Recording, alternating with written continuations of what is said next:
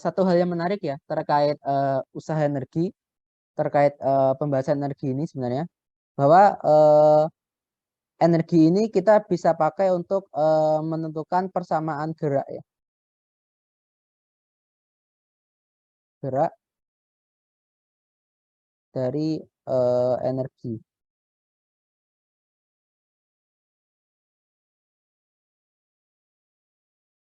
Nah, biasanya ini dipakai kalau biasanya digunakan pada sistem tanpa gaya non-konservatif ya. Jadi kalau sistem yang tanpa gesekan, sistem tanpa gaya non-konservatif.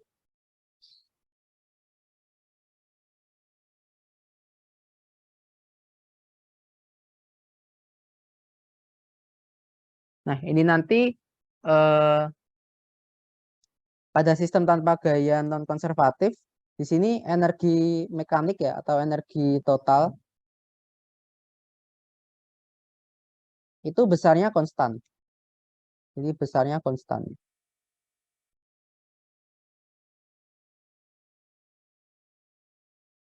Atau E sama dengan konstan ya. Nah, karena E sama dengan konstan, ingat turunan dari konstanta itu kan sama dengan 0 ya. Jadi kalau fx sama dengan 2, kita turunkan sama dengan 0 ya. Nah, otomatis kalau kita turunkan E ini terhadap waktu, ya karena E-nya nggak berubah ya, berarti dE per dt sama dengan 0. Nah, terkadang dE per dt sama dengan 0 ini bisa untuk menentukan persamaan gerak ya. Kita bisa cari percepatan bahkan. Contohnya di sini. Contoh pada sistem ini ya, gerak jatuh bebas.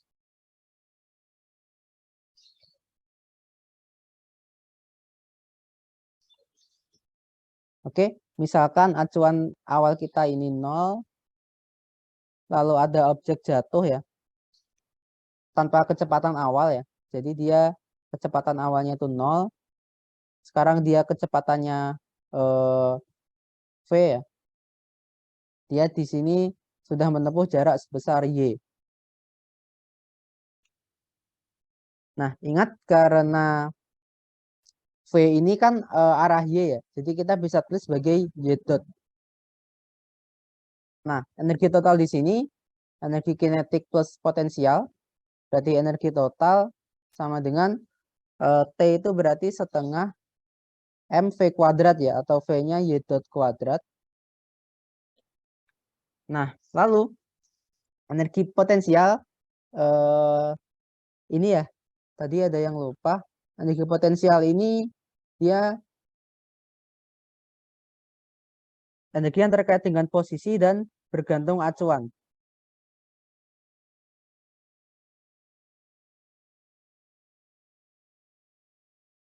Berarti karena bergantung acuan, kalau kita definisikan energi potensial, kita perlu acuan ya. Nah, karena acuan kita nolnya itu ada di garis putus-putus ini, kalau potensial gravitasi, kalau dia di bawah titik acuan kita, maka itu energi potensial gravitasinya adalah minus ya. Oke. Jadi ini kita sebut sebagai MGY minus ya, karena dia ada di bawah. Nah, sekarang karena ini E-nya ini ya, lalu di sini kan nggak ada gaya gesek ya, berarti karena tidak ada gaya gesek,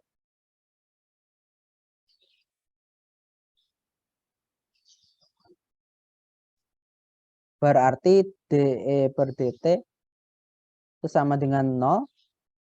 Nah, kita turunkan E-nya ya. Jadi, nah turunan dari Y dot kuadrat ya, ini bisa pakai aturan rantai ya. Jadi dikalikan dy dot per dy dot. Nah, kita dapat dy dot kuadrat per dy dot dikalikan dy dot per dt.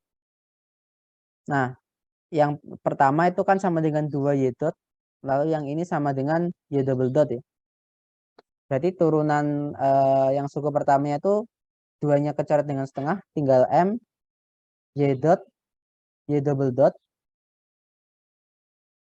Lalu turunannya MGY berarti tinggal MGY dot ya. Sama dengan 0. Ini G. Lalu M dengan Y dotnya kita bisa coret ya.